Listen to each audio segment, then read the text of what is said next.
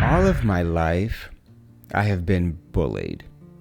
Varying levels. Thankfully, I was not the kind of bullied child that was dragged out and beat up. And I know that young people are dealing with bullying of enormous, horrible levels. Mine was much more psychological. It was hell for me. I made through those times, but even as an adult, I'm still bullied. People talk, their chatter and microaggressions, we call them. Sometimes they're macroaggressions, sometimes they're brazen aggressions. I've endured decades and decades and decades of being bullied, harassed, demeaned, humiliated, etc., etc. I know I'm not alone in this self-observation. And something about the events of the last couple years, since he came down the escalator and started talking and saying the things that he was saying, it awoke something in me. They're bullies. They're bullies. They harass and demean and humiliate. They name call like kids in the playground. And it worked. The bullies won. The war is still yet to be fought, but this was an important battle. And the bullies won. And they won to such a degree that can actually change laws to protect bullies, to enable and embolden bullies. They're coming out of the woodwork, coming out of cracks like roaches in the summer street in New York City. And if you're from New York City, you know exactly what I mean. They're big and disgusting. It's what's happening. The evil and hatred is out on the street. And they're celebrating bullies. It's hard to wrap my head around that you want to believe that people are good-natured and we're kind and we care for each other and we'll take care of each other. And I believe in an emergency, most people are going to help someone if they fall, both literally and metaphorically. And for some reason, this in our current environment, that's not happening. People are taking their corners, they've taken off their gloves, they're being cruel and savage, barbaric. We're speaking in ways that we would never be allowed to speak in school or at a job. If we said some of the things that these politicians are saying on television at our jobs, we'd be fired. We certainly wouldn't hire anyone who was using that kind of language about people. Discriminatory, demeaning, harassing, bullying language. And yet, we now have bullies running the free world with their hands on the nuclear codes. They can pick judges and push to change laws. It is horrifying for someone who has spent their life from a number of marginalized communities. I don't want to name call and dehumanize people the way that I've been dehumanized, but for those of you that have your head in the sands, you may not think you're a racist. You may not be a racist, but you voted for one. You certainly voted for a racist administration. You may not be a misogynist, but you voted for misogyny. You may love women. You voted against them. You may be pro-life, and that is an honorable mission. Absolutely, we should be caring for our young people and even our unborn children. We should be trying to protect them. And yet, people walking around today, women walking around today, will be dead by the end of this administration. They will be going to get medical care that we have the technology to address. We can afford to give them the help. We have the expertise, and doctors won't because they're afraid that they'll be accused of assisting an abortion. And women have already died and will continue to die. That's what you voted for. You might not have any problem with immigrants. You might not really care that they're here. You might not approve of rounding them up. Well, you voted for that. And not only that, what I'm afraid of is what's now been endorsed is rounding up people that look like immigrants. They'll be harassed and abused, hurt, and maybe killed by people who think they're doing the right thing by rounding up people that they think are immigrants. Families will be torn apart, kids may be trafficked, and our economy will be deeply impacted by that initiative should it come to pass. And even if it doesn't come to pass, this stop and search, the visual assumption that what someone looks like will be misconstrued. People will take it upon themselves, as they have done many times before, and abuse people that look like me. This is ignorance of the highest order, and it is horrifying. And if you voted and supported the conservative agenda, you voted for that. My rights, my human rights are less and going to be less. And let's be real, it was never high in the totem pole. I know that. This is not a new world, as to say early. It's a world I've lived in for my entire life, my parents and their parents and their parents. We've always lived in a world where we are treated and seen as second class, third class, off the chart class people, not even human beings.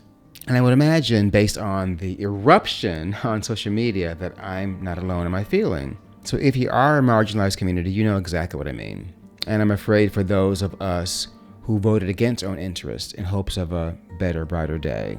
I hate to be the bearer of bad news because I want to be positive, but dark days are ahead.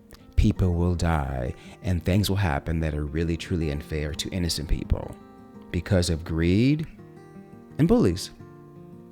Endorsed by the media, they've been given a voice, a very loud voice. The media has not done its job. It's not done journalism. It's not journalism.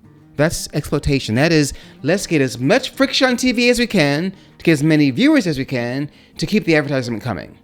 Because they saw this coming years ago.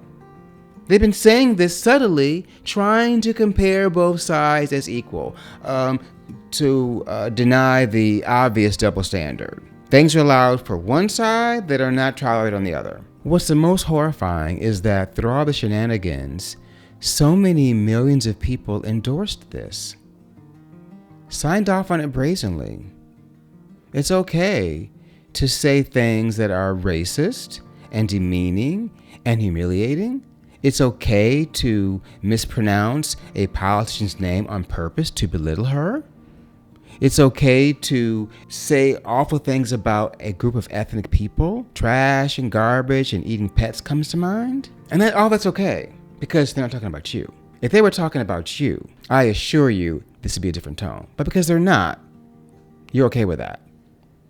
And that's the epitome of privilege. When we talk about privilege, we talk about things that we don't have to think about. I own my privilege as a man. There are things I don't think about because I'm not a woman. But I try to have empathy and compassion for women because I want them part of my tribe. But people that are willing to watch and celebrate and participate in the dehumanization of other humans is unacceptable.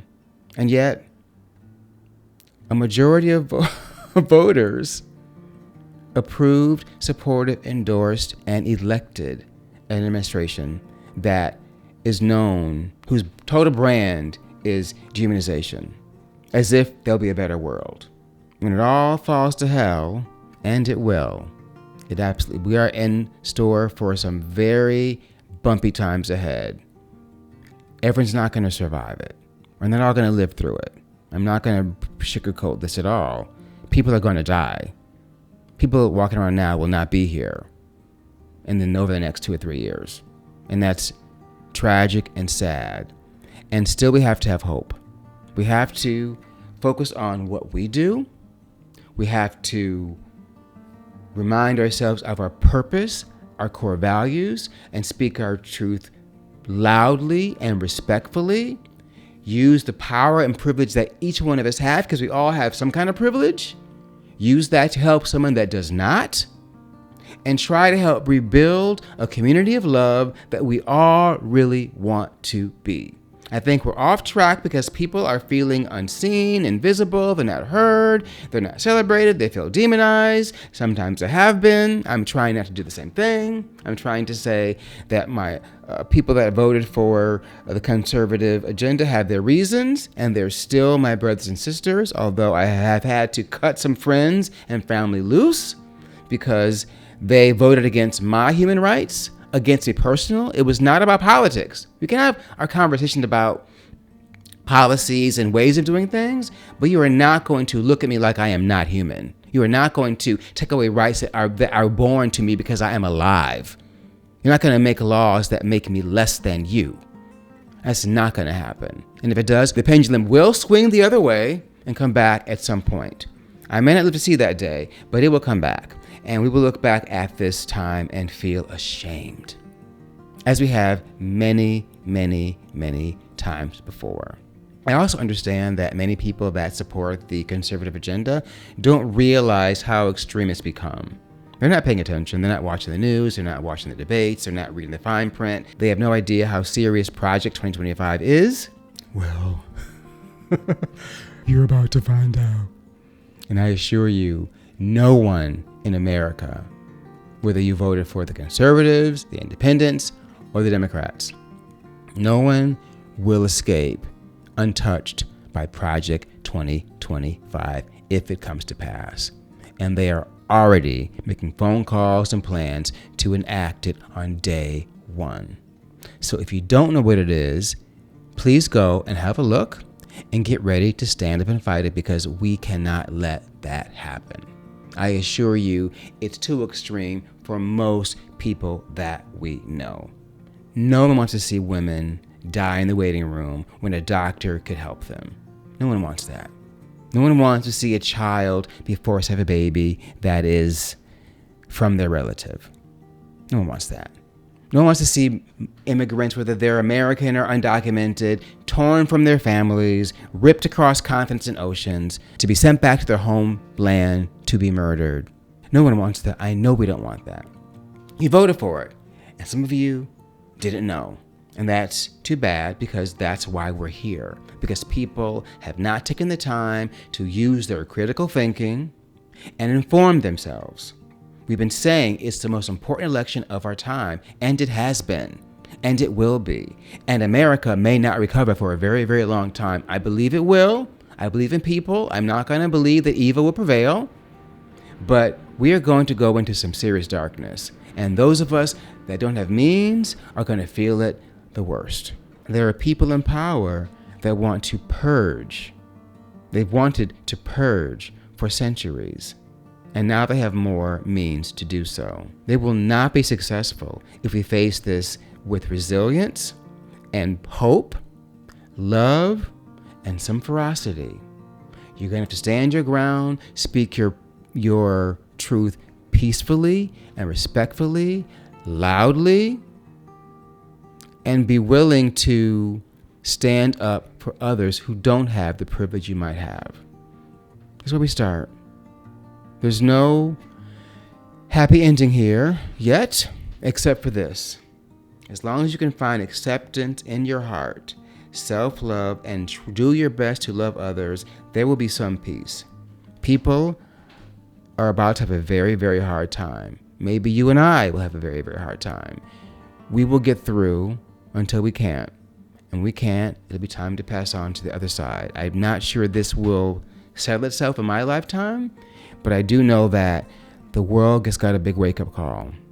Even America has fallen prey to this extreme belief of colonialism and purging the world of people that don't look like they want us to look like.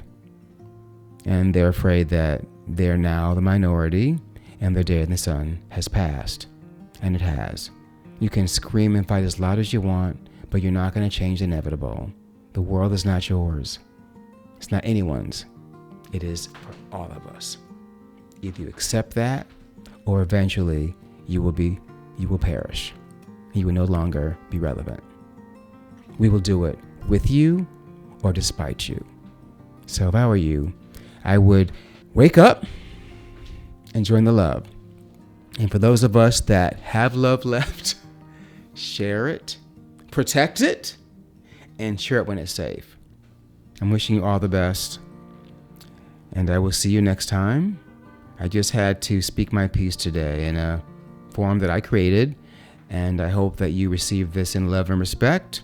I meant no disrespect to anyone. I do try to love everyone that I encounter. I try to give my respect, even when I have been deeply, deeply disrespected and dehumanized, and I have been over and over and over again my entire life. And now our government has been endorsed by the majority and emboldened harassment, discrimination, oppression, marginalization, and dehumanization of me, maybe you. And that's not going to be okay.